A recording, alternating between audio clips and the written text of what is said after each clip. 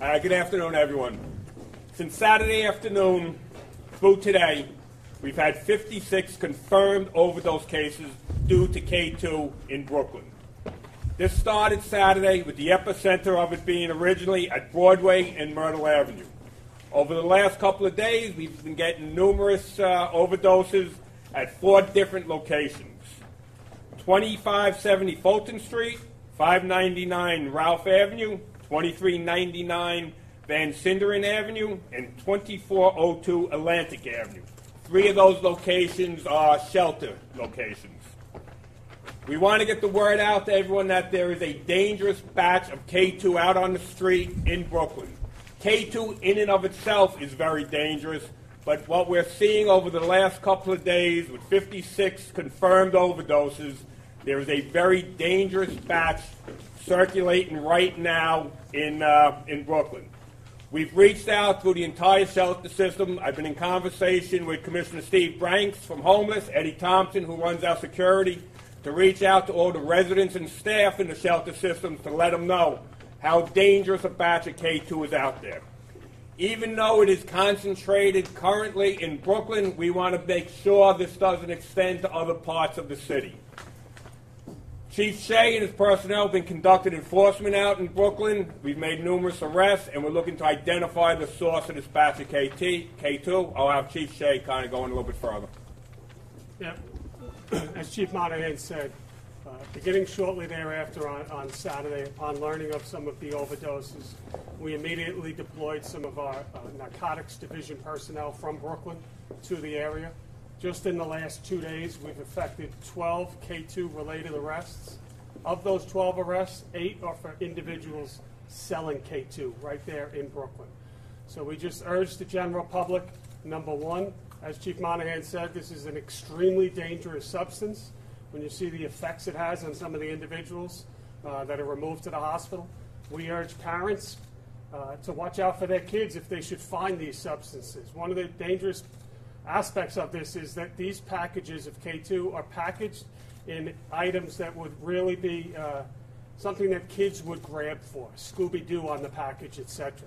So it's a danger to all. We look forward to receiving additional tips as we have already. We encourage anyone with any information, whether it's individuals selling on the street, stores selling K2, to please call Crime Stoppers, and that information will be fed directly to our investigators.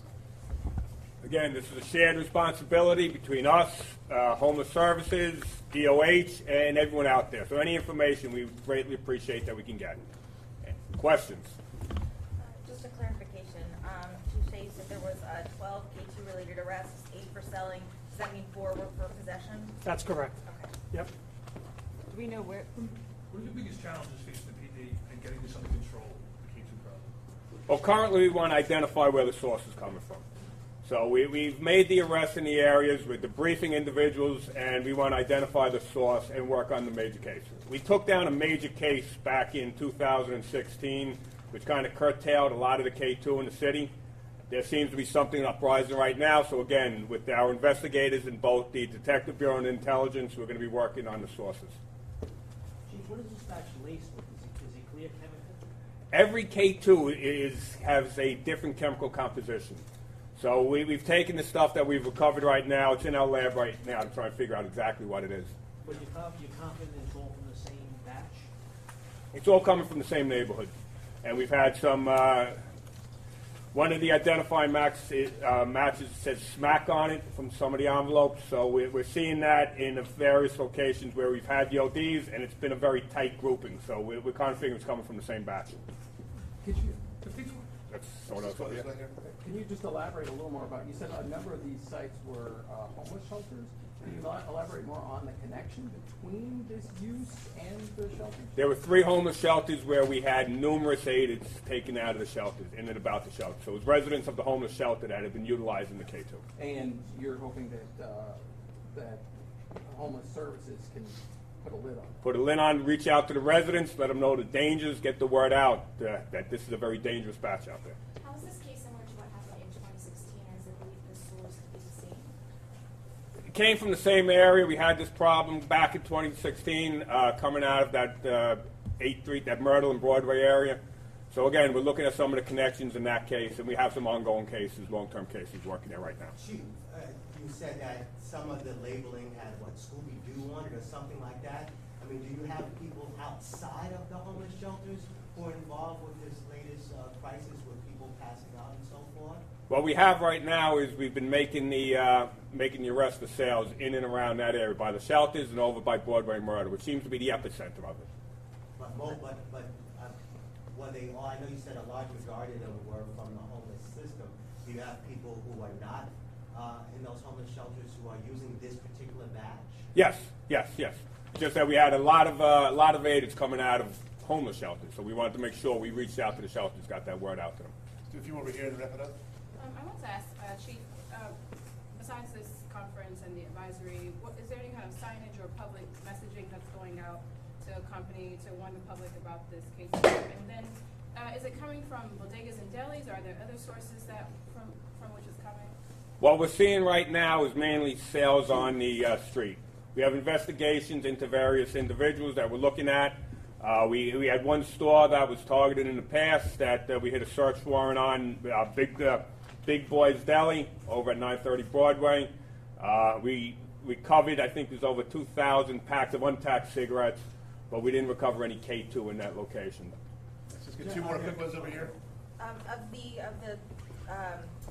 The arrests that you made for those who were selling the K2, are those believed to have gotten them from the same place? Are you still looking for that sort of main source, or could one of those be the main source?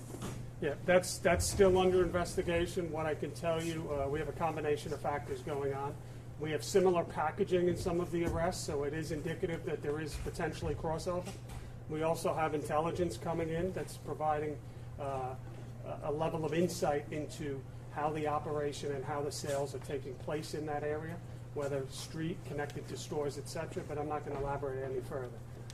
Chief, I had asked about signage and public messaging.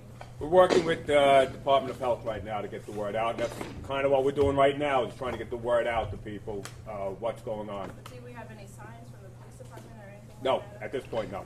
Well, one more over here, please. In terms of how it looks, to tell people, you said warn parents and warn people, what does the packaging look like and what should people be looking for? There was an advisory put out last night. We can forward that to you again, and I believe there were pictures of it on that advisory. And if some other city agencies, I believe the Department of Health has in the past put out advisories on K2. Are you concerned that this could go to other boroughs? Because when you have quote-unquote zombies under the 25th Street, now they're telling me most of those folks from 125 went to Broadway and Brooklyn.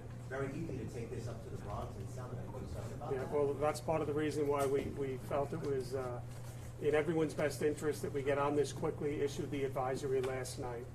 Obviously, we recommend that no one use this K2 at any point in time. We've gone on record before in saying that this is not a safe substance. The chemical balances and how it's manufactured are very dangerous. When you see some of the results of the people foaming at the mouth, things of this nature. But this particular batch, as Chief Monahan said, is really concentrated. It's in a confined area, and it's really resulting in a far greater number.